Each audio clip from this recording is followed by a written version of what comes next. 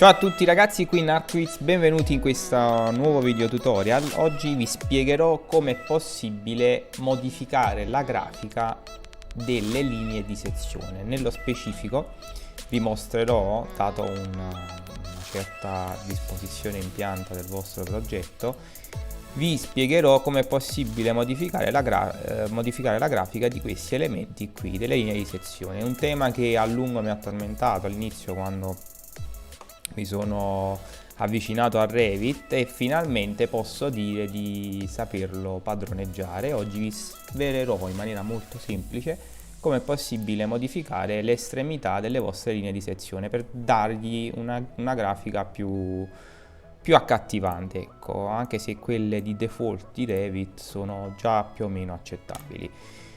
Perfetto.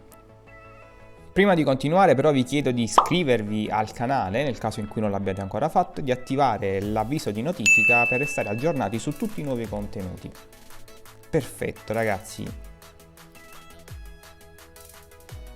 Allora ragazzi, tutto quello che dovrete fare non sarà altro che recarvi qui nella scheda Gestisci, Impostazioni aggiuntive, Etichette di sezione.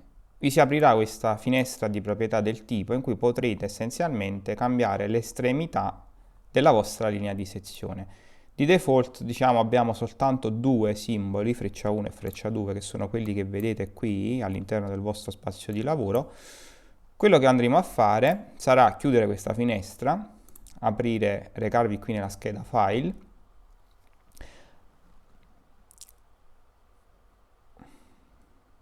creare una nuova famiglia partendo dal template di default relativo alle annotazioni. Quindi vi recate nella cartella delle annotazioni e andrete a scegliere estremità di sezione. È indifferente quale andrete a scegliere, praticamente dovrete partire da un template di base, quindi presente nella vostra cartella delle annotazioni, e partendo dalla famiglia di base, quindi dalla famiglia di sistema di Revit, andrete a modificare e andrete a personalizzare la grafica della vostra estremità di sezione. Io andrò a scegliere estremità della sezione aperta, quindi la apro. A questo punto andrò a salvare col nome la mia famiglia in modo da non sovrascrivere quella di sistema. La salvo qui sul desktop e la chiamerò estremità della sezione Narquiz. Perfetto. A questo punto andrò a disegnare un sistema di riferimento in modo da rendermi sempre conto della simmetria dei miei simboli grafici. Quindi andrò a realizzare anche un rettangolo che inquadri l'etichetta presente in modo da ricordarmene le dimensioni. Cancello soltanto i simboli, i segni grafici, quindi le linee. I due testi, questi testi qui che si riferiscono al numero della sezione, quindi vi riporteranno in maniera progressiva il numero a seconda delle linee di sezione, della quantità delle linee di sezione che creerete, e questo testo qui invece fa riferimento alla tavola in cui andrete a inserire poi la sezione realizzata. Molto bene. Allora, a questo punto quello che andremo a fare sarà dare essenzialmente un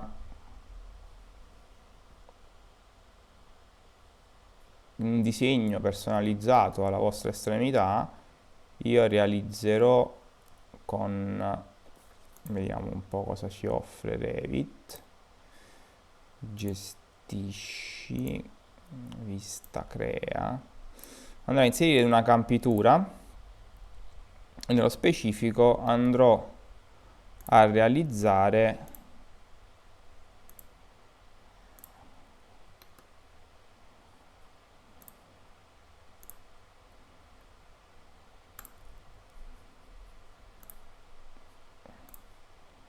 una grafica di questo tipo che non riesco a realizzare bene.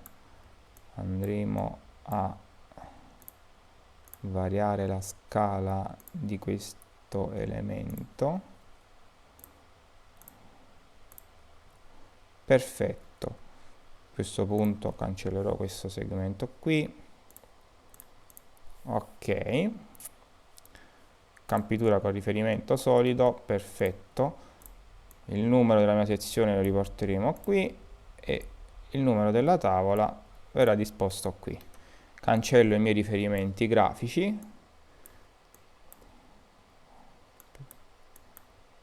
Perfetto. Ok. Andrò a caricare nel progetto il mio segno grafico che come vedete non è ancora stato inserito, ma quello che dovremo fare sarà cliccare andare nella scheda gestisci, impostazioni aggiuntive, etichette di sezione, alla voce estremità di sezione, scegliere estremità della sezione Narkwitz, nel mio caso, nel vostro caso quella che avete creato. Confermo la modifica e come vedete il simbolo da me realizzato è stato inserito all'interno della mia linea di sezione. A questo punto se andrò a creare una nuova tavola a 0, perfetto, e se dovessi spostare la mia sezione all'interno della tavola